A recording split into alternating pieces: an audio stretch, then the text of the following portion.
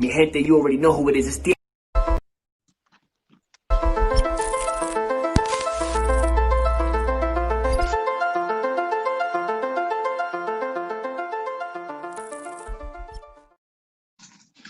What's good, party people? That was the wrong intro, but what this is Voodoo in the Woods, where we talk about UFC fights. I mean, fights that happen all over the MMA lithosphere. But here we have former U of MMA champion, one Voodoo Maximus, Pius Inololobo, and I'm According to Woods. I do some stuff and I talk about things. Just saying. So Voodoo, we are at UFC Vegas 15. They've numbered this, thankfully, because I couldn't remember what the hell, whatever. But we are at UFC Vegas 15. Are Yes, you we are. excited? I'm always excited for some legalized assault and battery, my man. Always excited for it. And theoretically speaking, right? This is the UFC's quinceañera, right? That they've Yep. turned 15 at Vegas in the Apex Center. So Apex. I don't know if they're going to do a little dance. I know they had Adam Hunter in terms of from MMA Roasted and a comedian and a coach and everything like that to have an MMA show there. But I wonder if there's going to be a dance. I wonder what the cake is going to be like for UFC I, Quinceañera in Vegas. it's gonna be full of dance, meaning footwork, blood, meaning bludgeoning, stomps, kick to the temple, kick to the neck, taking that yak to the neck. It's gonna be a whole lot of dancing, my friend. You better believe it. So would you say that there's going to be a whole lot of breaking going on? Oh yeah. There's gonna be a whole lot of breaking going on. There you go. So, I mean, we're starting off, right? I mean, Yep. theoretically speaking, we should have had the Sean Woodson versus Jonathan Pierce. Woodson Right. withdrew, but Jonathan Pierce got matched up again, and then Devin Clark versus Shamil Hmm. Gamzatov, and Gamzatov withdrew, and then Hmm. also canceled for whatever reason a flyweight contest between uh, Amir Albazi versus Hmm. Zalgas Zumalogov. And again, I need to once and for all get the foreign name pronunciation classes by Voodoo Maximus for $9.99.99 or for easy payment for $4.99.99. That needs to be under my Christmas tree this year because without it, I'm fucking garbage juice. So apparently that's it, But no, we're starting out in the bantamweight division. We have Yeah. Nate Menes against Hmm. Luke Sanders. Nate Yep. Menes is moniker. His name is Mayhem, and I don't like that moniker for MMA because we've had one, and it didn't really work out so well for one Jason Miller. So hopefully, hopefully we could do good. But obviously, Manes is a former H HR MMA champion. I Hmm. believe that's Hmm. in Tennessee. He was 10-1. He basically won his promotional debut against one Johnny Kid Cavembo Munoz, who Hmm. is a former King of the Cage champion. Hmm. So he made his promotional debut not too long ago, and he basically fought another champion of another organization, right? So that's a big win for one Nate Maness, right? And Hmm. opposite the corner, right, the opposite end of the octagon rather is Luke Sanders, which my God, like Luke Sanders for that 135 division is phenomenal. Obviously, Nate Maness 12-1, number 94th ranked lightweight as ranked by Tapology, and Luke Saunders is 13-3. And obviously, Luke has a little bit more UFC experience. I mean, he's cool hand Luke, right? And it's not Hmm. just like like UFC experience, but he fought back in Strike Force, right? Yeah. I mean, has wins over. Oh my gosh, like Renan Barao, former UFC champion, right?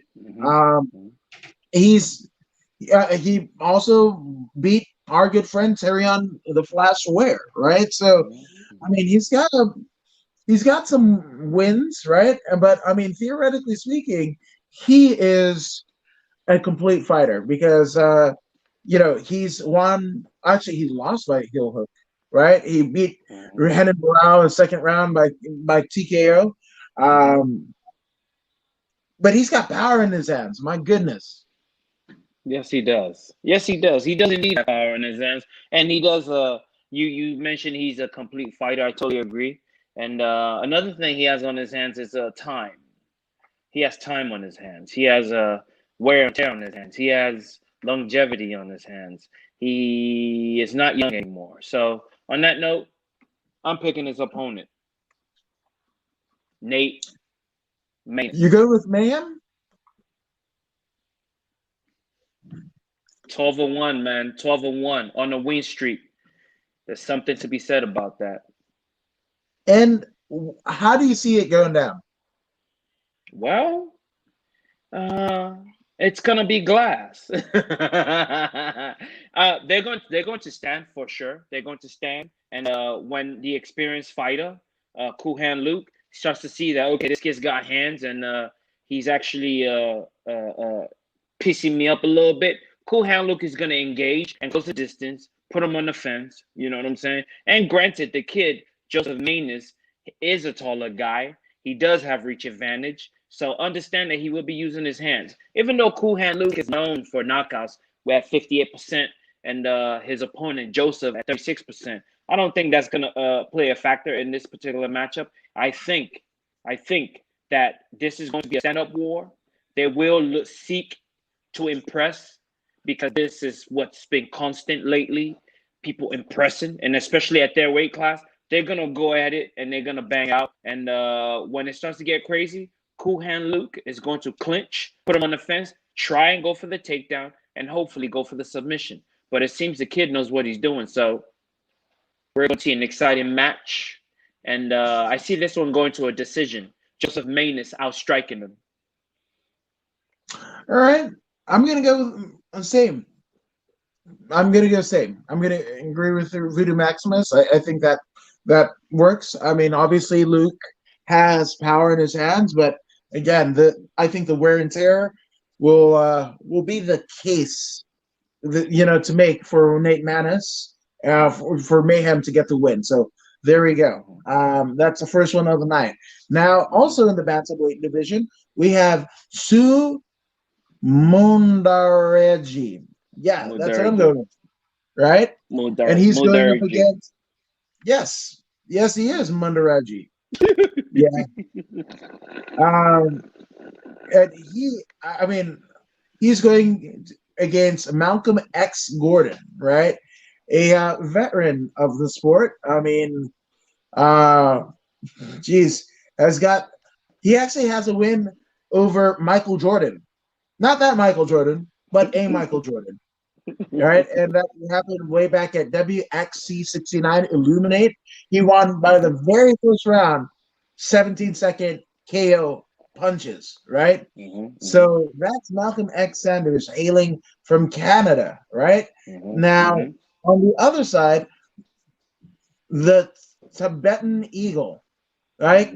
Not the Swedish Eagle, because that was a DJ of house music. But we've got the Tibetan Eagle, and I didn't know that eagle fly in Tibet, but now I know. So, yay. And knowing is half the battle, hashtag GI Joe.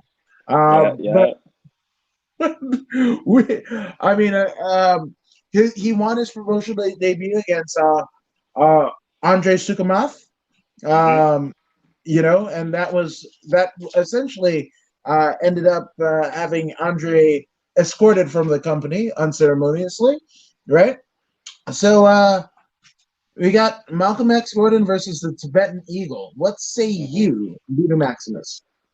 Well, when I look at this ways of winning and losing for the Tibetan Eagle, I go way back to 2016, I see him losing by arm lock, and then he goes on a win streak, and then he loses by choke, and then he goes on a win streak. Knockout, knockout, KO, knockout. This is how he chooses to win. Knockout. And then he loses again by choke. And then he loses again by armbar. Guess what?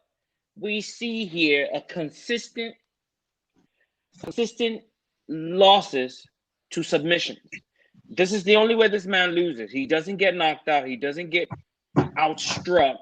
He usually outstrikes the opponent, but yet he loses to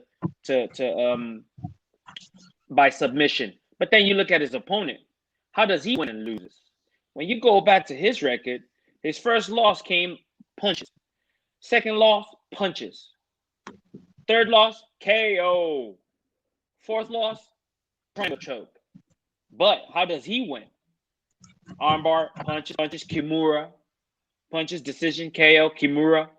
KO, punches, Kimura, armbar, rear naked choke. So Malcolm Gordon likes to win by both knockout and submission. So what do we see happening here? Immediately, Michael Gordon is going to go in there and go for the takedown. He will strike. He will strike until he sees his opportunity, because this is what makes sense. He will strike until he sees his opportunity, and once he sees it, he's going to seek his opportunity and then take him to the ground. And once he takes him to the ground, who knows what's going to happen to the Tibetan Eagle? Is it Tibetan Eagle? Yeah, Tibetan Eagle. Tibetan Eagle.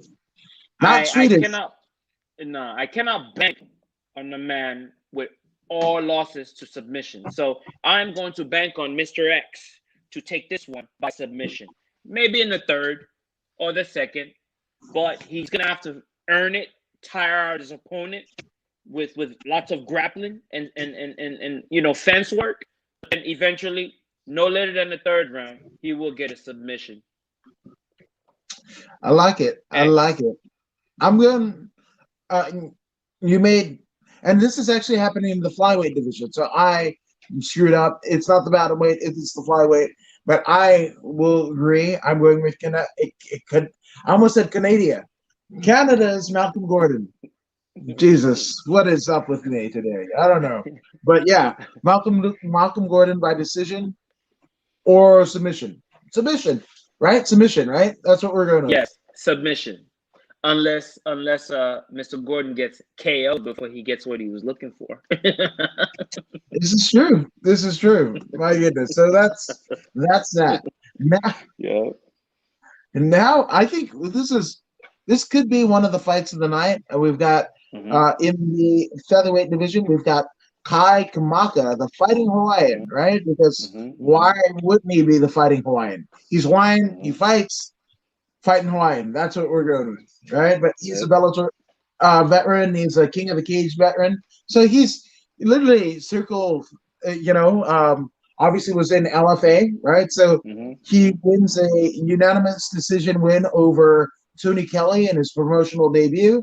And he's, that sets up his fight with obviously Jordan Pierce. Now, Jordan Pierce, he, in terms of Kai Kamaka, 8-2 record, number 104th ranked featherweight in the world, and then Jonathan Pierce, kind of equally a 9-4 record. They've pretty much got almost the identical record, right? In terms of experience, but he is the one who actually took out Jacob Rosales, in the Contender Series, right? Right. And then he lost to Joe Lozon in that crazy fight last year at UFC on ESPN 6, right? So he wants to return to his winning ways, because up until that, he had 1, 2, 3, 4, 5. He was on a 5-fight winning streak until he got to Joe Lozon, right? So what say you, Voodoo Maximus? Well, this one is a very interesting one because both fighters are used to winning. This is a hard pick. You might as well flip a coin for this one, because the only thing that I will give to Jonathan Pierce is the fact that JSP, as he calls himself, It's the fact that he's been in there with Joe Lozon. You know what I mean? He's been in there with Joe Lozon, and he made it to 3.5 minutes into the first round.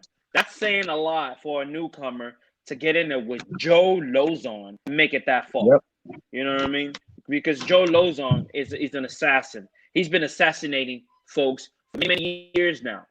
Many years now. He came from the Ultimate Fighter house way back. I don't even know how long ago. Maybe Ultimate Fighter 5 or something ridiculous like that. And he's still in the game. He's coaching now, but yet he can still murder you if he wants to. He's like that. He fought in 2019. So I don't know if he's retired yet, but the dude still got it.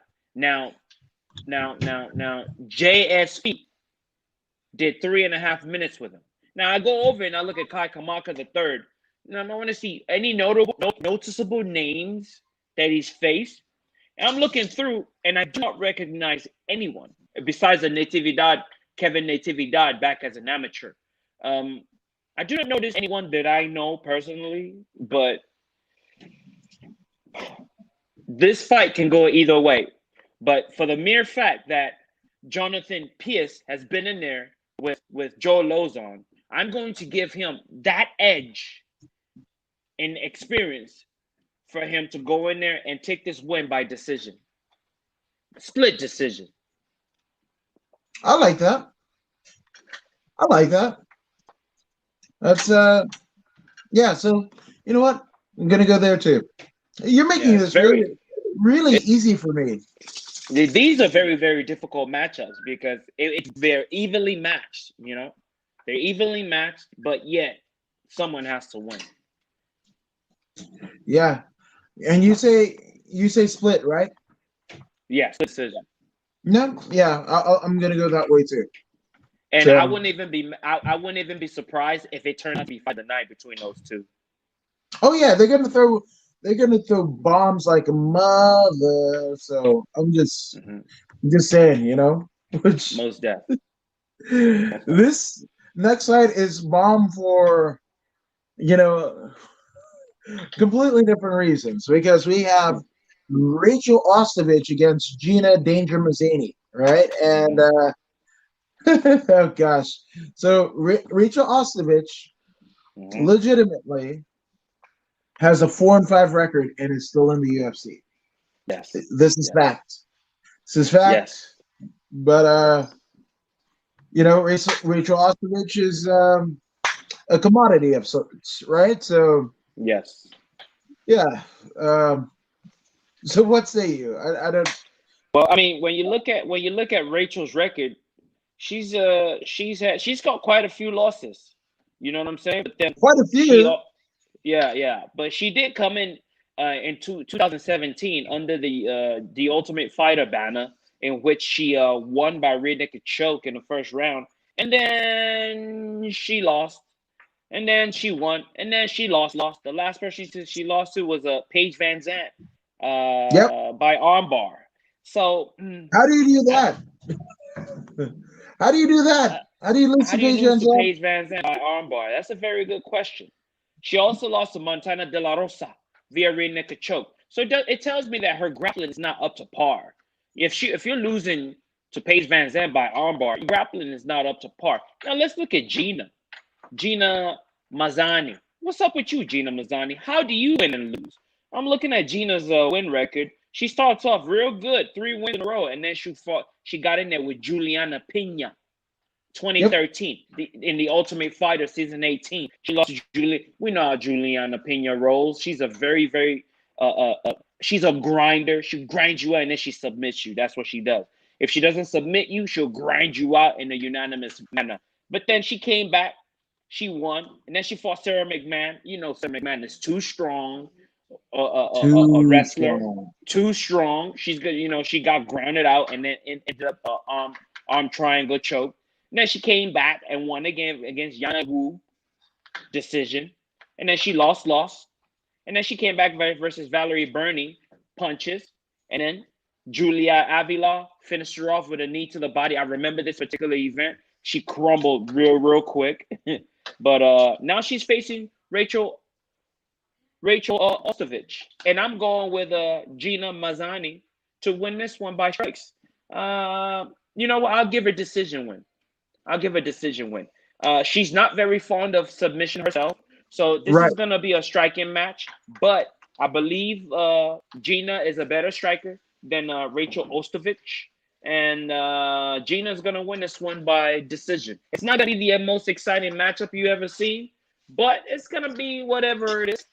I see Gina winning though, maybe by split decision. Yeah, okay. So I've got unanimous decision. Yeah, I've got unanimous decision, Mazzini. Like, Okay. there's no. I mean, in terms of how Ostovich could have improved her game, it couldn't be, any kind of monumental degree where you would consider her as a legit threat to Danger Mazzini. So I'm going to go unanimous decision, Mazzini. I wouldn't even be mad if I saw that, man. The thing is, this sport is so it's such an awesome sport. It from this week to next week, it's already changed. It changes that fast. Within months, it changed dramatically. And if you can't keep up with the changes, it's like a computer. It's like technology. Technology is changes so quickly. Every week or so, there's a new upgrade. You get a new alert on your phone. There's a new upgrade. MMA changes just like that. There's a new upgrade. There's a new technique that you must learn. You know what I mean? Right now, the new crave is the calf kick. You know what I'm saying? If you're not downloading the calf kick, you're not going anywhere. You're not going anywhere. Exactly. You're not going anywhere because this is fundamental now. It's gotten to a point where it should be fundamental, part of your game. And if you don't have it, you're not going anywhere. No, 100%. Yeah, and it's crazy, that. But then again, Ostovich had an up and down record in Invicta too. Pre UFC, right? So, I not to say that like that's saying a lot that she was UFC caliber, early on. Like she got in, as a face, went to the Ultimate Fighter, right? Had some fights there, but was very marketable, right? Very cookie cutter in the sense that her dad trains her. She trains at the Jesus is Lord gym, right? So you can market a lot of that, right? But as Jim Ross says, and then the bell rang, and I think that's essentially been Rachel Ostovich's deal. Then the bell rang, and it doesn't get it's not so great after that. All right, so yeah, so I hate to say it, but it's good. I mean, I don't even hate to say it. I'm not mad at it. We're gonna see Mazzini with her hand raised as the victor unanimously. It's not even going to be it's not even up for disputation. It's Mazzini all the way. And it's looking like bye for Rachel Ostovich if she loses this one. Yeah, or she stays, or she ends up in bare knuckle, like we don't know because we know just historically what happened with the last person that looked kind of or had the appeal of one Rachel Ostovich, right? And that's Paige Van Zandt. And Paige Van Zandt is in bare knuckle, which it's not here or there, So good, hooray for everyone! Hooray for everyone! Mm-hmm. It is And what it is. Oh my gosh! So I just saw something across the MMA kind of junky deal. So, in regards to the previous fight with Devin Clark, right? He said that he wants to get the win over on the heels of his family's biggest tragedy, right? And it says that he's actually no. Okay, no, he's co-main event. Never mind. So we can save it. We'll save it. We'll save it. Okay. Yeah. So I thought Jonathan Clark was a Pierce. So my fuck up. That was It's me. okay. That was on me. No worries. But No worries.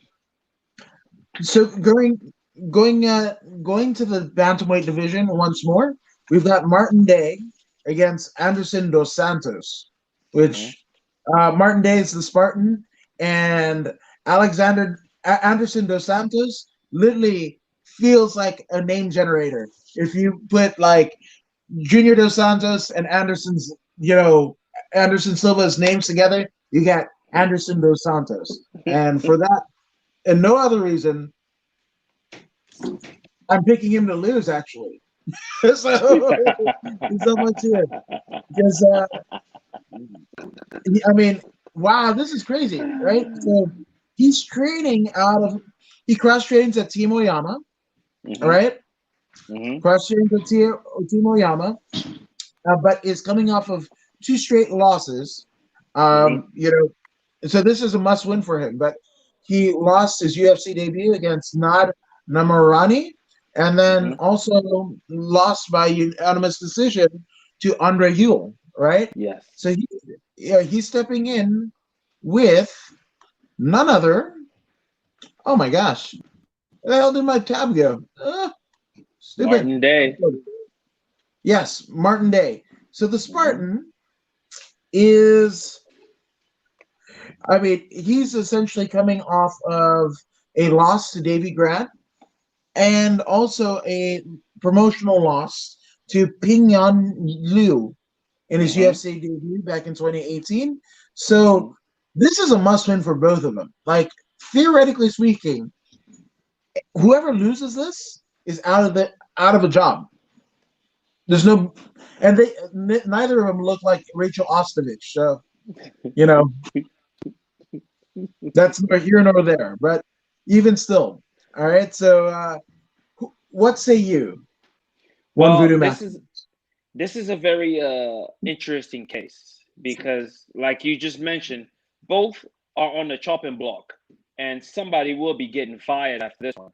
And but let's take a look at Martin Day first, the Spartan. Uh, in the beginning, everything was fine and dandy, like Jurassic Park in the beginning of the movie. In the daytime, you see all the pretty animals. You know what I'm saying? All the pretty animals, and then at night, the T Rex comes out. In the beginning, he was winning as an amateur. 3 fights won, and then he won on a win streak. 1, 2, 3, 4, 5 fight win streak. Then he lost. He lost to Hernandez by knockout, and then he won. Then he lost again to Jimmy Alvarez. Then he won, and then he came to the UFC. Then he came to the big leagues, in which he ran into Pyongyang Liu, like you said, and he lost split decision. He's close. He's close. Now everything is by striking. Main wins are by striking. Yeah, there's a guillotine choke here. There's another guillotine choke here. But mainly, he's a stand-up fighter. You know what I mean? And then he lost by left hook KO. So the man is a stand-up banger. You know what I mean? If he catches your neck, he'll take it. But he's really not searching for it. Now let's look at his Brazilian counterpart. His Brazilian counterpart. How does he like to win? Huh? Let's go back to the beginning. Let's go back to the beginning.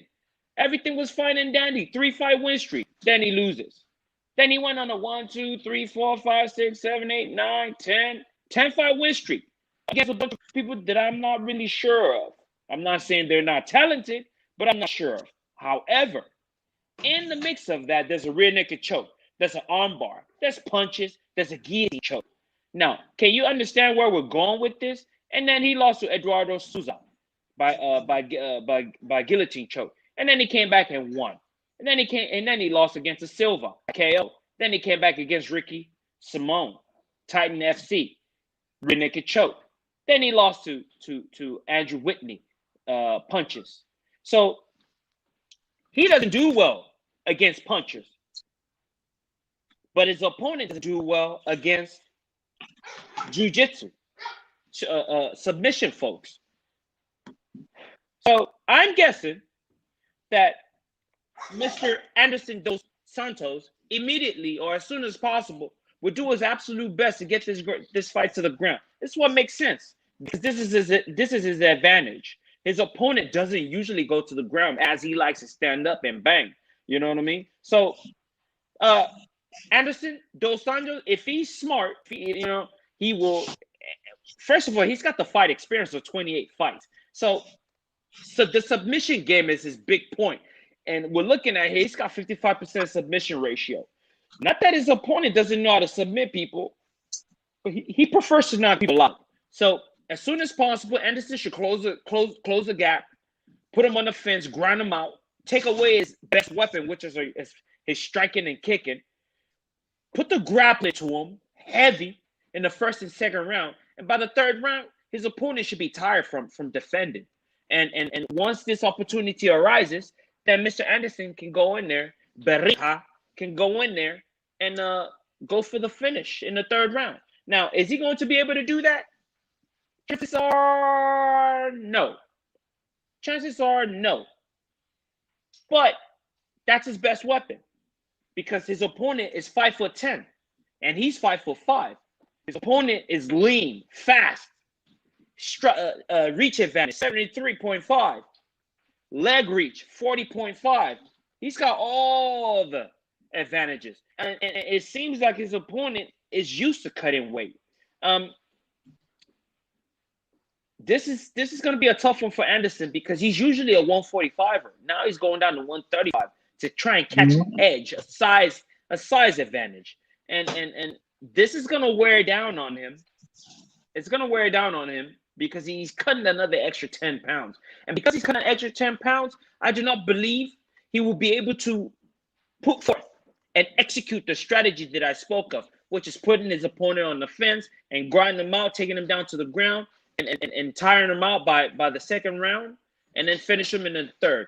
He's not going to be able to execute this because his opponent is a natural 135er. So I'm going with the Spartan, Martin Day, to withstand the assault of Berija and taking Berija to school, finishing Berija in the third with strikes. And this is what's going to happen. Martin, the Spartan Day, is going to win this in the third by strikes. Same. I agree. What more do I have to say? I mean, Voodoo Maximus is dropping knowledge on mother truckers. I happen to be a mother trucker, so I'm going to go with Voodoo Maximus and what he said. So there's that. Shit, yeah, that's it. But this is crazy because we had Anderson Dos Santos, right? And then the next fight at 135, right? And he trains out of Team Oyama. Well, so to it, in the 135-pound women's division, we have the Rebel Girl herself, Ashley Evans Smith, right? And she's coming in 6-4, number 33 ranked flyweight in the world, against Norma Dumont. And Norma is immortal.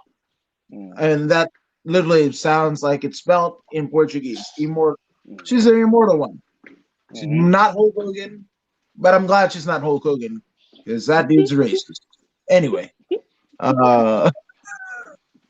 he sleeps with his friend's wife, but he got permission, so it makes it cool.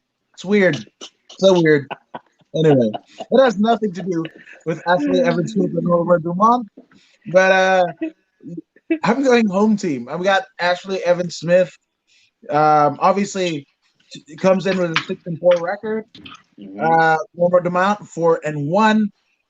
This is probably going to be the toughest fight in either one's career, right? Now, pre-UFC, Norma Dumont, she basically she came out of Jungle Fight, right? Which has essentially produced a lot of champions in the UFC. So there's that, right? And title contenders as well, right? And she also fought in Shuto, but obviously in Brazil. Now she makes her UFC promotional debut back in February of this year, pre-COVID, but she loses to Megan Anderson via right cross in the very first round. She gets knocked to all hell, right? Now, Rebel Girl obviously trains at Oyama. She's teammates with Carla Esparza, you know. So she's coming off of a loss to Andrea KGB Lee. She Mm-hmm. was a first round, not first round, but a unanimous decision, right back Mm-hmm. in 2019. So almost a year. But obviously, we know about Ashley. She had a physical setback in which she, has rehab. So she says she's feeling the best that she's ever felt. But prior to the KGB loss, she essentially beat Beck Rollins via unanimous decision, but also lost to Sarah Moras or Sarah Moras, Kathleen Vieira, but has wins over Fallon Fox. This is true. Wins over Fallon That's Fox. Um, that was her professional debut. Then Marcia Allen in World Series of Fight wins against Marion Renault via split decision back in 2016, and then the mm-hmm. Macedo fight was third round elbows back in 2016. So Mm-hmm. I hope, if I'm getting this right, I want to say, not to say that Norma doesn't want to win, but definitely Ashley Evans Smith has something to prove, and that alone is what I'm saying. Like, even though Norma has lost to Megan Anderson, she's still okay, right? She can Mm-hmm. go 0-2 in the UFC theoretically, right, and get one other spot, right? And Mm-hmm. she's a marketable face, Mm-hmm. especially to the Brazilian market, that I would see that they would want to have her fight again for under the promotional banner, but that one would be a must win. So Mm-hmm. I'm gonna go with Rebel Girl. What say you, Voodoo Maximus? Well, you broke everything down as best as possible, and in the end, I'm going with Ashley Evans Smith. I believe Ashley Evans Smith is going to have enough takedown defense. I mean, Norma Dumont, what is she bringing to the table besides submissions? That's her her claim to fame, submissions. So Hmm? she's gonna go for her submission. She's gonna go for a takedown. But I think Ashley Evans Smith has been in there with some true killers. If you go back to her amateur days, she's even been in there with Jasmine Duke from way back. Yeah, Remember one of the horsemen, one of the four yeah, horsewomen or whatever you call it. So yeah. For horsewomen. yeah, she's been in there with, like you mentioned, Fallon Fox. You know what I mean? Took out Fallon Fox. You know what I mean? Do your research on Fallon Fox, and then you know why I'm so impressed. Uh, uh, she lost to Raquel Pennington, but you know who Raquel Pennington is. Raquel Pennington is a future Hall of Famer. Let's just call her that. She's a future Hall of Famer, and she lost to her, but it's all gravy. But then if you look, she's lost to the who's and who's, and she's beat the who's and who's. So experience goes to Ashley Evans Smith, and the fact that she's a Team Oyama prodigy. I know she's going to be well balanced as a fighter, and she's coming in there and she's going to piece up Norma Dumont. Excellent takedown defense you will be seeing, and then you're gonna see excellent hands as well, hands and feet, and it's gonna be on. And I see her stopping Dumont in the third round. Ooh, I like it.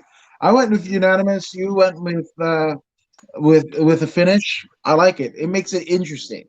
But this is Team Rebel Girl right here. So that's what's Yeah. it. Home team. Which we Okay. get home team again, right? Because we have the Alpha Ginger, Spike Carlisle, right? Mm-hmm. And he is 9-2. All right, and he's going up against Bill Alejio, which Mm-hmm. this one is going to be a fun. Now that Mm-hmm. Daddy took the T-Bird away, because obviously, uh, in terms of Spike Carlisle, has wins over the 818 bad boy Brian Del Rosario, Yes. Fernando Padilla, Yes. and the knockout that essentially sent him to the UFC over John Paul Labostiani, who is Yes. a constant teammate of one Brian Ortega, right? So, Yes. Yes. I believe we were there but for that particular matchup. yes, we were there. We were absolutely there at the Burbank Marriott Convention Center, where Spike Carlisle came out to Boogeyman. like the Mhm. disco, and had the disco fro. And yeah, it was just awesome. It was all fun, you know. But Aleo is essentially coming off of a loss to the bully Ricardo Lamas. What ended up Yes. being Lamas's retirement fight, right? So Yes. he's coming Yes. off of a loss in his Mhm. UFC debut, but has fights in CFFC. Fought there in as recently as August, right? Mhm. So Mhm. he wants to. I mean, he wants to show what he can do, right? He ran into a literal bully, right? Did Mhm. Mhm. Senior Mhm. Perfecto. I'm sorry, I said that way too fast. But oof, I s- I say Smart Carlisle's got second round KOs. What I'm thinking. Yes, yes. Spot Carlisle, the Alpha Ginger. He's not the one to be going for. Yeah, he'll take the submission. He'll take the submission if it comes. But he's the type of dude that'll go in there and attempt to remove you from consciousness or remove your head from your shoulders. So Mr. El Perfecto, he's got a lot of carnage coming his way. I don't know if he understands what's coming his way, but it's a lot of carnage coming his way. Ginger is a 56% knockout ratio compared to Mr. Perfecto's 23%. Alpha Ginger has a 33% submission ratio compared to Mr. Billy Algieri's 46%. So when we're looking at this, we know Bill Algieri, he likes to resort to his jujitsu a lot. And in the last fight that we saw, Spark Carlisle, he brought out a lot of intensity, right? He's an exciting fighter. He brought out a lot of intensity. In turn, he became gassed, and I believe he lost that match, right? He lost Yes. that match. Yeah. So we're gonna nothing's going to change here. We're still going to see a lot of intensity from the Alpha Ginger. And can Spike no can Bill Igeo, can he handle that intensity? If he's able to handle that intensity, then he'll be able to get the submission in the third round. But I'm just not sure if he's ready for that kind of intensity because he went the distance with Ricardo Lamas, but Ricardo Lamas is an old veteran. He's an old veteran. He's been in there. He's taken lots of knockouts. He's been in there too long, and he left at the right time. By the way, shout out to Ricardo Lamas. He's been in there too long, and he left at the right time. Now he went. He beat. He beat Billy by unanimous decision. But Ricardo Lamas is a complete fighter. Now, is Spike a complete fighter yet?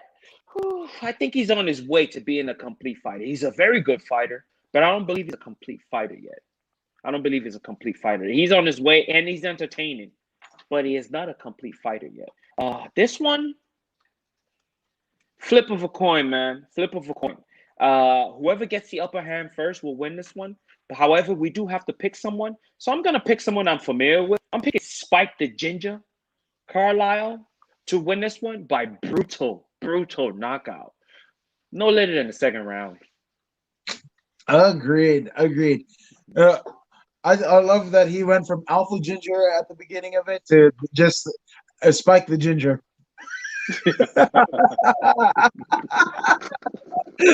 I guess it's easier to roll off the tongue. I love it. I love it. But we're good. Wait, Spike the Ginger, come here. It's like it's what is it like? Married so I married an axe murderer. That old Mike Myers movie, right? It's like Pete, your head is so big. Move your noggin. And it's like, hey, Alpha Junior, move your noggin. So, well, he's gonna move the noggin of one. And I said Bill Alejo. I try to make him Algeo. That's how you pronounce it. I get Yeah. which again, I need that foreign name pronunciation class. My Voodoo Maximus, my goodness. And I, no excuse. Algeo from the United States of America. You know, the U.S. and A, as Borat says. Believe in Borat. Um, so yeah, I'm just saying. Hey, It's weird. remember that car brand, Geo? Remember the Geo Storm? The Yes, the little Geo tiny Metro. car? Yeah, I Oh used yeah, to want one of those. The Geo I Storm. I rode in many a trunk of a Geo Metro because like I was trying to ditch school, stay in school kids, but all they had was a Geo Metro and the shit had like two seats and whatever. So I just snuck in the background and then put a poncho over my head. Fucking away we go. Not out Geo. It's not good. Fucking dad jokes plenty. Yeah. Now we go Yeah, up man. in weight and up in card because we have Miguel Baeza, who sports a Mm. perfect 9-0 record. He is Mm-hmm, Carmel Thunder, mm-hmm, as he's known in the Carmel land. I don't know mm-hmm. where's Carmel land. That's probably like one stop right before you get to Willy Wonka's chocolate factory. But I digress, right? But Carmel Thunder, or you give me a stripper, because I don't know, do strippy things. I don't know. It's weird. But he goes up against Takeshi or Takashi Sato. Not that Takeshi 6ix9ine. Fuck that guy. Snitchy, bitchy, snitch, fucker. Yeah. It's just you get the fucking tattoo in your face. Yeah. You get a not a pick from me. I'm not saying that Takeshi 6ix9ine is fighting, but if he did, I would like Mike Tyson to knock his fucking head off. I'm just saying. I'd pay to see that. I paid $49.99 to see that. Oh yeah, damn right. But Miguel Baeza and Takashi Sato. Sato brings in a 16-3 record, right? Mm-hmm, He mm-hmm, has, I mean, essentially, he's got wins over the Killer Bee, Ben Saunders. mm-hmm, He lost to Bilal Muhammad, but coming off of a win mm-hmm, right back in June against mm-hmm. Jason Witt Yes. in the very first round. So he's Mm-hmm. bringing heat, heat, like MMA, like MMA heat, like Karen Bryan and Alan Jobon. And shout out to Mm-hmm. Alan Jobon for his win this past Saturday. So, and it's his birthday today. So fucking A, 39. Alan Jobon making it look fucking good because you look all of 12. Just That's saying. right, man. Or That's 22 right. at least. Yeah, yeah, yeah. Alan Joban, man. I went back after we called the post fight. I went back and I watched it on ESPN Plus, and it was a beautiful display, man. It was a beautiful display. Alan Joban is quite talented, quite talented. His only weakness is the ground, but then you have to get him to the ground. You know what I'm saying? That's the hard part. If you can't get him to the ground, he's gonna beat your ass. Period. The fuck, yeah, he is. And, I mean, he looked busted up after. So, I mean, he took all It of the was a licks, but headbutt. he fucking kept on The taking, yeah, that fucking cut. Ooh, son. it was a headbutt. It was a headbutt. You know what I mean? Even It so, it wasn't. looked fucking Yeah. brutal. Brutal. It was bad. But, shout out to Alan Jobana, and it's his birthday today. So, 39. Yeah. Yeah. Hell yeah, Alan Speaking Jobana. speaking of that headbutt, this is how it tells you a little bit about Mr. Joe Ban. Upon getting hit in the eye by the headbutt, he motioned to the referee like, "Oh man, you got hit by a headbutt." The referee says, "Continue," and just like that, he snapped right back into it and said, "All right, let's go." You know what I mean? Sometimes not everyone can snap back into focus like he did. That takes a lot of experience. You know what I mean? I mean, to be headbutted in the eye. It was in his eye. I believe he fractured something in there, if I remember correctly. Mhm. The news said, yeah. So he there's a good chance he had double vision. There's a good chance he had double vision. You know what I mean? And still, you couldn't really tell as he kept throwing hands, feet, elbows, and knees. The art of hate limb was in abundance. You know what I mean? So this is another one for you, Alan Joban. Good job, man. Excellent execution. And then after the matchup, the embrace, the respect for your opponent. I like. And when you see a martial artist, you can always point them out. You know what I mean? By their post fight activities. So Joe Ban, keep showing the young folks the right way to do things. Keep it up. Yeah, keep it up. Keep it up. So again, we've got Takeshi Sato, right? Mm-hmm. He's looked so damn good, right? But Yeah. that's nothing compared to literally the Caramel Thunders 9-0, undefeated. He is yet to taste defeat, whether it be in the Yes. Octagon or any other promotion that he's been in, Yes. including Titan FC, Fight Time, Mm-hmm. XFN. He's just all over the place. And he fucking knocked out Matt Brown in his Mm-hmm. last. Woo, God. Oh God, these dudes are Left both hook. coming off of like knockout wins. Mm-hmm. Oh, this is gonna be like fucking the second round. Somebody's gonna get knocked out. Fire. This is gonna be fire. This is gonna be Hard, fire. Now, hard. experience wise, Takashi is a more experienced fighter because he's what 67. He's got 19 fights. He's got 10 more fights than his opponent. However, his opponent is undefeated. So things are kind of even right now. But then let's look at physical attributes because these things matter. His opponent, Miguel Baeza, is 6'2", dynamic striker. He's got all the reach advantage. All the reach advantage. Sato is 5'10". He's not that much shorter, but to a guy like Miguel Baeza, those little things matter. Those little physical advantages matter.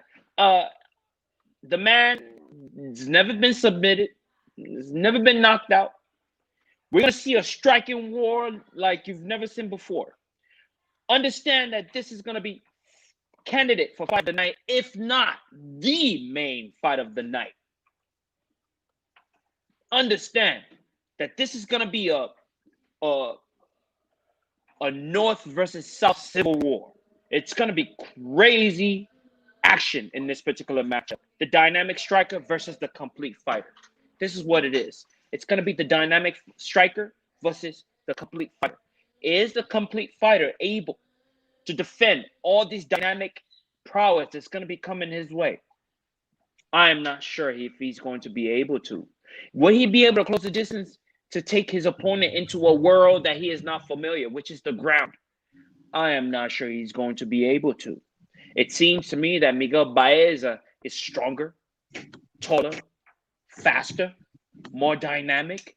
Even though Takashi has more experience, I don't believe he will be able to handle Miguel Baeza the way he needs to. And because he is going to be missing just a little bit physically, I'm giving Miguel Baeza to win this one by unanimous decision. He will not get the knockout, but he will win by unanimous decision. Okay. I'm gonna go with Sato. I'm gonna go with Sato second round KO. But it could go either way. Like you see no, Sato knocking him out? I do. Oh shit. I do. Sato-san is gonna be happy. Yeah. Do you know Kazushi? You know Kazushi Sakuraba? Yeah, I'm I just know saying. him. Like That's true. That's yeah. So I mean, whether it be Sakuraba, Minowa, right? Like, obviously Minoru Suzuki, right? Like Yes. they're just fucking built different. Damn it. Yeah. That's all I can say. And it's just like, yeah. And Yeah. So and for the record, Takashi's got a beautiful southpaw strike, and so does Miguel Baez. So that's yes, gonna it X does. out. So it's gonna be beautiful, man. It's gonna be beautiful. Look to see a lot of calf kicks from Mr. Baeza, and when he does that, look for Takashi to go for the takedown. But will he be able to catch a foot? That is the question. We will find out come Saturday. But for sure, this could be one of the contenders for the fight of the night. Most definitely. If not the fight of the night. If not the fight of the night. This is just like, whoo, my goodness. This is my. This shit looks good tonight. Fucking A, man. Striking. It's gonna be striking at the highest level. These two will be the highest level strikers on this card. Miguel Baeza, Takashi Sato. It's gonna be an exciting matchup. Yep. Not the fucking Takeshi Sekishin, because fuck that motherfucker. Anyway. We have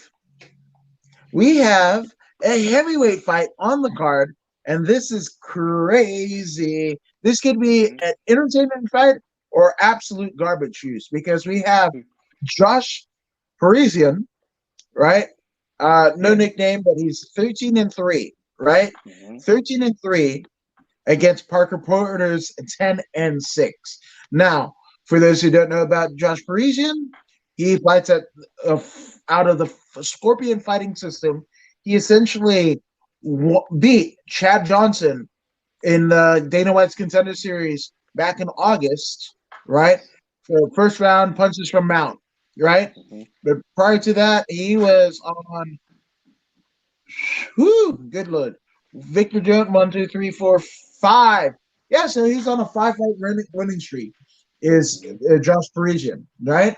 But across the case from him is Parker Porter, right? So we've got the number 1 ranked heavyweight in Michigan versus the 111th ranked heavyweight in the world, right? Now, in terms of Mr. Parker Porter, he lost. He actually lost his promotional debut against Chris Dawkins. He's the one who got knocked out by Chris Dawkins in the first round, right? Of the undercard of the Stipe Cormier 3 card, right? Yeah. So, but I mean, he's got wins by Kimura. He's got KOs, a lot of KOs. He's got Americanos in here. Jesus Louises. I think only one decision in his entire career. That's it. Ooh. And a heavyweight that can do Kimuras? Shit. I'm going with fucking Parker Porter. Nothing against Parisian, right? But Parisian doesn't have any subs. Well, he has one. He lost via Kimura, right? So he's just a power puncher. He's just a power puncher. So I'm going to fucking go all willy-nilly. I say fucking Parker Porter, second round submission. Okay. I'm gonna raise you, and I'm gonna go Josh Parisian. Unanimous decision. I like it. And it could go either. That's the thing I love about it. Like, it could go either way. Somebody's either going to get knocked out or submission. Exactly. I think the thing that isn't going to happen is we're going to get a fucking decision. I don't think that's going to happen. It's a travesty if we get that.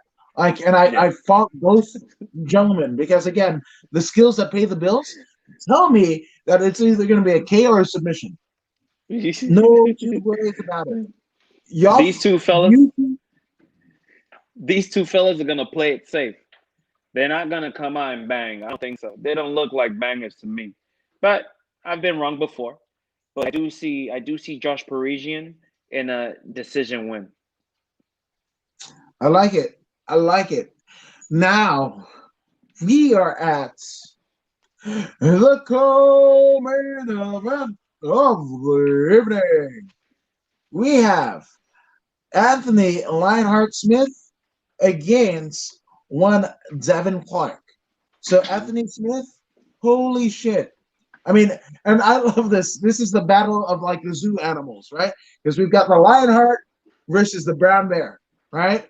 But Anthony Smith, holy hell. Like, the best Anthony Smith happened outside of the UFC, right? Because he literally has damn near 50 fights to his name.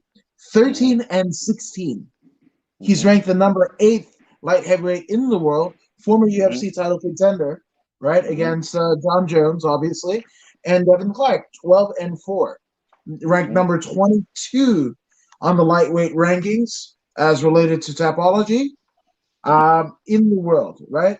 But Brown Bear is coming off of a win, actually 2 straight wins unanimous decision over Dequan Townsend, and Mm-hmm. a unanimous decision win over Alonzo Menafield, right? Mm-hmm. So, Mm-hmm. whew, buddy, I so this is a 3 round fight. Mm-hmm. And now Anthony Smith is coming off of 2 straight losses. He beat Alexander Gustafsson, right? Yes. But Yes. he lost to Glover Teixeira Yes. and he lost to Alexander Rankik. Yes. Uh, fuck. I say that Smith gets KO'd by the brown bear. 3rd round. You know, I'm not even mad at you, man. I'm not even mad at you because Anthony Smith, very very intelligent fighter, which is why he is also a commentator in the UFC. Very intelligent. His verbal prowess is quite adequate. He explains things very very well. Um, the way he sees the fight, he sees it at an above average level. So he's very, very intelligent. He is a complete fighter. However, one thing that I have noticed in his losses is this. Every time he's lost to powerful strikers, people who hit really, really hard, people who can crumble you with shots. And Devin Clark is such. Devin Clark is younger. Devin Clark hasn't taken as much damage as Mr. Anthony Smith, Lionheart.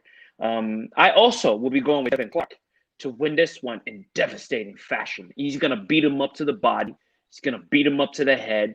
And before you know it, you're going to see Anthony Smith fold to strikes. He's a very intelligent man. So when it's starting to become too vicious, he's just gonna bow out gracefully. You know what I mean? And the way he's gonna go out, you're not gonna be mad at him for bowing out. Um, Devin Clark is gonna be too much for him. Devin Clark. I'm picking Devin Clark as well. No later than the 3rd round finish. Strikes. Now, in terms of things that were, in terms of some backstory and some, kind of some tidbits on both gentlemen. Now, um, Devin Clark, he's coming in against one of the, and he wants to right the wrong of one of the biggest tragedies in his family life. His, towards the end of his fight camp, his mother-in-law passed away. She was in hospice care, very emotional, right? And on the other side of the octagon, we've got Anthony Smith that kind of forgoed. He kind of sidestepped media day, even though it was a virtual media day. He kind of sidestepped it in lieu of focusing on the fight, right? Because he wants to snap his 2-fight losing streak, right? So this is and funny enough that the UFC Vegas 15 virtual media day is happening right now. So there's that. So we won't see Anthony Smith on that one. So yeah, well, but Oh, or yeah. he could be having trouble cutting weight, Oh, and he that doesn't too. want anyone to know. That too. That's always that's always a suspectable thing that happens. So I'm just saying, So Yeah. uh, I Anthony hope he Smith. doesn't. Anthony Smith is a very, very good fighter whom I like to watch. He's quite entertaining, but this kid is stronger. This kid is bad. This kid is bad, and he's gonna be bringing lots of bad intentions with him. Some people have no problem damaging other people, and I think Clark is one of these type of people. So expect Anthony Smith to get decimated severely. I agree. I fuck. Yeah, it's gonna. And the crazy thing about it is, Smith is durable. He's durable, but I mean, I think Devin Clark just has enough prowess and youth that none of that is going to matter. None of it is going to matter.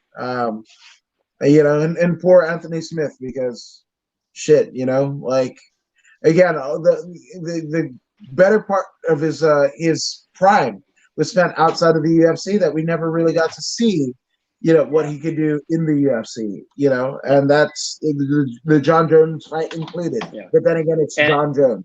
It's John fucking Jones. And furthermore, Anthony Smith has a post-fight job. You know what I mean? So I just don't see him being that gung ho in regards to fighting. The fact that he has another good paying job on the side waiting for him, I don't see him lasting long in fighting. I don't see him chasing the title. I see him ending his contract and possibly retiring, especially after that beatdown he took from Glover Teixeira. Yeah, Teixeira really put it on him. Something serious. He got beat up by an old man. That's got to do something to your mentals, man. It's got to do something to your mentals. So there you go. Devin Clark. Yep. Furthermore, that's it. My goodness. So I say we have come to the main event of the evening. We have Curtis Razor Blades against Derek the Beast Lewis. Obviously, Curtis Blades, number 3 heavyweight in the world, and Derek Lewis. I mean, not that matters to Dana White, because in regards to Curtis Blades and in reference to the Brock Lesnar shoving Daniel Cormier, Curtis Blades wants to be a martial artist. Dana White told him point blank, "You want to be a martial artist? Fine, cool. Cool story, bro. You'll be teaching judo classes at the damn strip mall in your whatever." Dana went hard in the paint on Curtis Blades. I just don't like his part. His part versus the teeth, it is just, and the weird facial hair. It's just weird, right? So now Curtis Blades 14-2, damn near perfect record, close to 20 fights in his career, right? His most recent wins over Justin Willis, Shamil Abdurakhimov, yeah, exactly, and Junior Dos Santos, right? So, and then also has wins over Alistair Overeem, Mark Hunt, Alexei Olenek, and Daniel Omolenchuk, who's fighting for the ACA heavyweight title this weekend. So funny enough, right? But or ACB, I should say, right? Yeah, ACA 114. But in other words, right? We've got Curtis Blades. On the other side, we have the Black Beast, Derek Lewis, who's looked phenomenal. 24-7 is his record, and I mean the Black Beast is looking slimmer and slimmer every time that we see him. But he has wins over Alexander Volkov as well. Wins over Francis Ngannou. Went the distance with Francis Ngannou, the scary motherfucker that is like Francis Ngannou is the boogeyman. He is the fucking boogeyman. Right? And he went to a unanimous decision against him, against former Bellator champion, heavyweight champion, Alexander Volkov, has wins over Ilir Latifi and Alexei Olenek. Holy fuck, I don't know how this is going to go. Somebody's getting knocked out. You think so? Well, okay, so Black Beast wins, it's a knockout. Blades wins, we get submission. I must see like a Kimura happening if Blades win. Yeah, I agree. Now, when we look at probabilities and we look at math, who's got the higher probability of winning? I would say Blades. I think so too. All jokes aside, this particular matchup, I think Blaze has finally found himself. Especially training out of Colorado. He's gotten a chance to build a lot of stamina out there. and a newfound confidence. He doesn't really speak well because he's got a speech impediment or of some sort. I believe he's special needs. According to him, I believe he's special needs, like a high functioning special needs individual. Oh wow. But he's got good striking. He's got excellent grappling. You will see striking. You will see an attempt at dynamic striking from Mr. Blades, but not much. Just enough to set up a takedown on Mr. Black Beast. Mr. Black Beast Lewis, take him to the ground and keep him there. In the beginning, you will see some minimal striking. You will see head kicks, an attempted head kick from Curtis Blades, because he can do that. He can do that. And you know he works Alistair Overeem. So you will see head kick attempts. You will see leg kick attempts. You will see some kind of striking with his hands. But when Derek Lewis starts to build momentum, Curtis Blades is going to snatch it right away, take him to the ground, put him on the fence, and try and grind him out. Understand, this is a 25-minute battle, and Curtis Blades is built for this. He is primed and ready for this particular matchup. People like Derek Lewis is where he shines. People like Derek Lewis is exactly what he needs to be the next contender for the title. After Francis Ngannou, of course. He's already the only person he's lost to in his entire heavyweight career has been one man, Francis Ngannou. And why? Francis has the speed. Francis has the speed to close distance. He has the speed to close distance, and he has the power to turn the lights off like DWP in Africa. You know what I'm saying? In Africa, the lights go on and off all the time for months and months. You know what I mean? Francis Ngannou, this is where he learned it. He learned it from NEPA. He learned it from them. They turn off the light all the time. And that's why Francis Ngannou knocks people out like he does. Curtis Blade is used to this now. He's been knocked out by the very best knockout artists. Not to say that the Black Beast is not a very good knockout artist, but I see Curtis Blade seeing those shots coming, ducking right underneath, and scooping them up, dumping them. It's going to be a boring matchup. Do not expect anything exciting. The only thing exciting is if the Black Beast catches him and clips him and puts him out. I don't see that happening. I see a boring 25-minute domination by Curtis Blades. And if he's lucky, he'll get the submission in the fifth. Curtis Blade by submission in the fifth.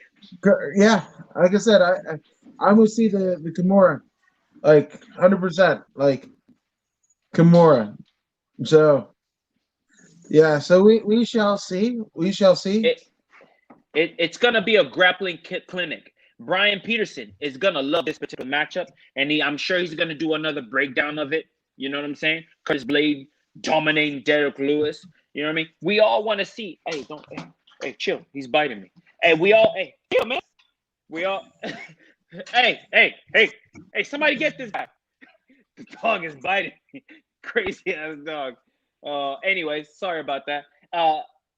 We all want to see Derek Lewis win so he can get on that mic and do his post-fight interview. And I don't think we're going to get that this time around.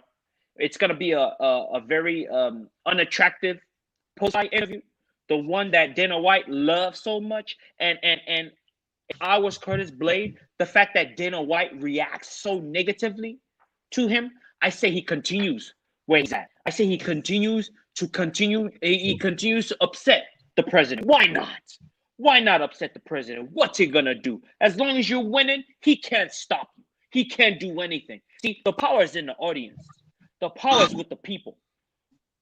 Look back to that movie Braveheart. You know what I'm saying? The power is not with the emperor. The power is with the people. Capture the crowd, and you capture your freedom. This is what's gonna lead Curtis Blades to his title shot. He needs to continue his way, his winning ways, his boring ways. Continue to bore everyone. Continue to bore the president, especially the president. Sooner or later, he'll have no choice but to give you a title shot. You know what I mean? He must remain a villain. You know what I mean? Either they're gonna pay to see you win, or they're gonna pay to see you lose. If they're gonna pay to see you lose, so be it. Look at the boxer, the greatest of all time boxer, Mayweather. Everyone Mayweather. hates that guy. Everyone Yeah. hates to hear him talk. Everyone hates to see him fight. They all want to see him lose. Look at him now. Look at him now. The highest paid athlete ever in the world. You know what I mean? Curtis Blades can do the same thing. He's on the right path. He doesn't have to be liked by anyone. First of all, he doesn't have the charisma to be liked anyway. Right. Go with what you got. Go with what you got. Let them hate you. Who cares? Let them hate you. Live on a mountain anyway. Nobody knows where you're at. Nobody knows you. It's okay. Be hated. Be that guy that's boring. At least they'll be able to identify you as the guy that's boring. They'll know your name. Even though they call you boring and you look at you in the negative light, it does not matter what they think, like The Rock will say. All that matters is your performance. As long as you keep winning and dominating folks on the ground, do what you have to do, Curtis Blades. Do what you have to do. You know what I mean? And you will get the next title shot. Who knows? We might see you versus Ngannou 3 when you get your #1 contendership. When he beats Derek Lewis, he will truly be the next one in line for the title. Yeah, no, 100%. Which I think it's amazing that you talked about money because it has surfaced. Actually, not too long ago, like at 3 o'clock this afternoon, Pacific Standard Time, and 3 o'clock. No, 3 o'clock our time. On the East Coast at 6 o'clock. But a video surfaced of UFC flyweight champion Davidson Figueiredo. He had complained all of last week about, he's not staying in Vegas unless you pay him. Well, Dana White definitely made good on him, securing literally $50,000, right? 50 G's, yeah. 50 G's, right? Right to him in a UFC bag, this fucking stacks, right? So, and then again, he's turning right back around and fighting on the 12th. So, hopefully he wants to make some more of that cheddar. So, hey, I can't be mad at Figueiredo for what he did. Indeed, no, his submission was well worth a bonus of the night, and the fact that he's a champ and he won in the manner that he won. You got to give it to the man.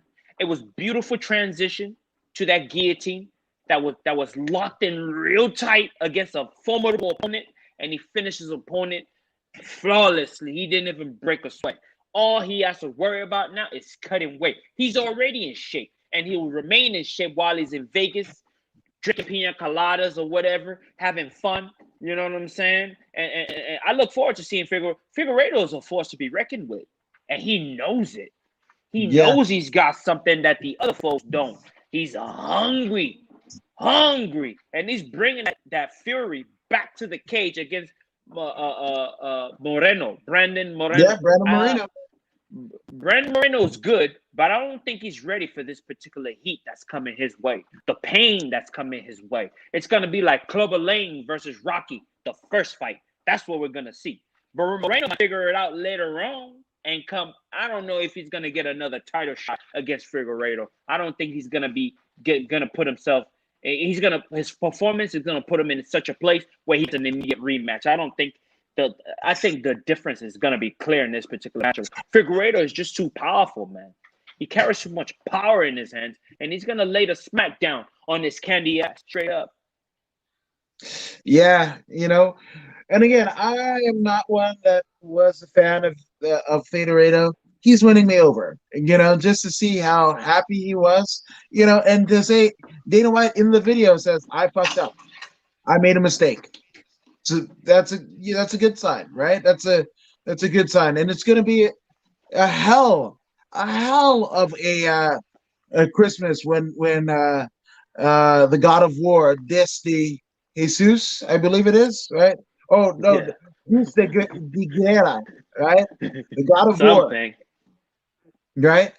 And he's making the quickest turnaround, right, ever. Just 21 days after his win, turning it back around. So I'm sure he wants another one. Yeah, quickest turnaround for a champion. Yeah. So I want to say that if Federado, if he continues on this path, and possibly coaxes one Henry Cejudo out of retirement, you could argue that Federado could stake his claim to one of the pound for pound best. Mm-hmm. Yes. But the thing, see, we speak of the greatest of all time and talks like that, but if you're going to claim a title of the greatest of all time, you have to put in work. You have to be dominant for years and years and years and years. Otherwise, you're just the best right now. A lot of people are the best right now, but not anyone can set claim to the greatest of all time. When we're talking about the greatest of all time, we're talking about Chris Cyborg. We're talking 10 years of dominance. 10 years of dominance. We're talking John Bones Jones. We're talking another 10 years of dominance. When we're talking about greatest of all time, this is what we're talking about. Mighty Mouse, greatest of all time? Yes, because he's still dominating even right now. You know what I'm saying? He's still a champion. Even at ONE FC is a champion. So in regards to greatest of all time in the tiny people division, Mighty Mouse remains the top dog in that. And yeah, Mighty Mouse is still the one. He's still the one in that division. No, Figueiredo is the best right now. Figueiredo is the best right now. Right now. Although I did say pound for pound best. Oh, well, when you say pound for pound, that's right now. Right now. Right. Not of all time. Right now. So you are correct in calling Figueiredo the pound for pound best right now. Because the way he chooses to win is devastating. And that's what makes him pound for pound. Demetrius Mighty Mouse beats the mind, right? The safest way possible, he beats the mind and he gets the win, right? But Figueiredo wants to break things. And this is attractive. This is attractive to the fans who aren't that who aren't that how do you call it? Who aren't that knowledgeable about mixed martial art. So when you see a dude like Figueiredo getting that type of choke, getting that type of choke that he got last time, or going in there and taking out Joseph Benavidez like he did, you know what I mean? Devastating fashion, putting his lights out twice, he made what's the man's name from I forget his name. I just said his name, I forgot. He knocked him out twice back to back. No. The guy that he knocked out, Joseph Benavidez. He made Benavidez look. He made him look like an old man that didn't belong in the cage with him. He made Joseph one of the greatest, a Hall of Famer. He made him look like an old man in there, an old man that didn't belong with him. You know what I mean? So this is what we're dealing with here. This is what we're dealing with, right? The man is here to stay. The man is here to stay, and I thought Perez, I thought Perez was gonna be the one to dethrone him. You know what I mean? Too. But it's gonna be tough. Whoever's gonna beat that guy is either gonna be lucky. I just don't see anyone being that much better than him right now, unless Mighty Mouse himself comes back. You know what I mean? Which could happen. Mighty Mouse himself comes back. Yeah, which could happen. You know what I mean? This is sports entertainment. You know, the trade, they could do another trade, and Mighty Mouse is back in a super fight versus Figueiredo. So who knows? Or it could be Henry Cejudo coming back. Henry Cejudo is good. He's a very good. He's a very good fighter, and he's come along. He's come a long way from the time he lost to Mighty Mouse. You know, taking that knee to the liver. He's come a long way since. He's improved. He continues to improve, but I don't know if he can beat Figueiredo. If he beats him, it'll be because of his wrestling, and he wins by points. But I don't see him beating Figueiredo. I see Figueiredo knocking his block off too. I see Figueiredo's ground game being adequate enough to hold off the wrestling assault. You know what I mean? I see it. But Who knows? Who knows? This is Cejudo we're talking about. This is Henry Cejudo we're talking about. So he does have that Olympic wrestling. So he might be able to tie around Figueiredo. But who knows? We'll cross that river when we get to it, won't we? He will always be Henry Cejudo to me. So Cejudo, which is probably what which is probably what Curtis Blades is going to be saying to Derek Lewis. So we shall see. My goodness, we will see. We will see. And Derek Lewis could pretty much touch him one time and put his lights out. We have seen that with Francis Ngannou. He punches just as hard as Francis Ngannou, but is he as fast as Francis Ngannou? This is a question that will be answered on Saturday. I don't think he's as fast as Francis Ngannou, and I believe Curtis Blades has learned from those 2 losses to Francis Ngannou. I mean, this is the only person that's beat him, and this man is a specimen. Derek Lewis is no specimen. He's got power. He's got great power, but he's no specimen. He's no special athlete. You know what I mean? He's no special athlete. He's got a lot of body fat, and he doesn't have great lateral movement. He does have that north-south pressure that's intense. He's got that, but the lateral movement he doesn't have. So he's easy to game plan for. He's gonna be easy to game plan. He can throw a heavy kick here and there. But Curtis Blades can go on and on and on and on, and that is the greatest ally for a fighter. My old coach, he likes to be called. He doesn't like to be called coach. He likes to be called sensei. Majid Reyes. Majid Reyes says his main motto is what he says to us. He will say, "I'd rather die than get tired. I'd rather die than get tired." You know what I'm saying? And he's thinking like a Curtis Blade. You know what I mean? He's thinking like a Curtis Blade. Derek Lewis gets tired. We've seen it. I don't see him getting out of the 4th round, actually. I don't see Derek Lewis getting out of the 4th round. And if he does make it into the 5th round, he's going to get submitted 100%. 100%. But I don't see him making it out of the 4th, though. Yeah, so we will see. I think Blades etches his way closer to the UFC title, despite what Dana White wants. So I don't know. This is intriguing, but yeah, this is gonna be fun. It's gonna be a ton more fun than the fucking Tyson and Jones fight. Good Lord. Get me started. Did you catch all the rules for that particular matchup? Yes, I posted it on Instagram. I said this is garbage. But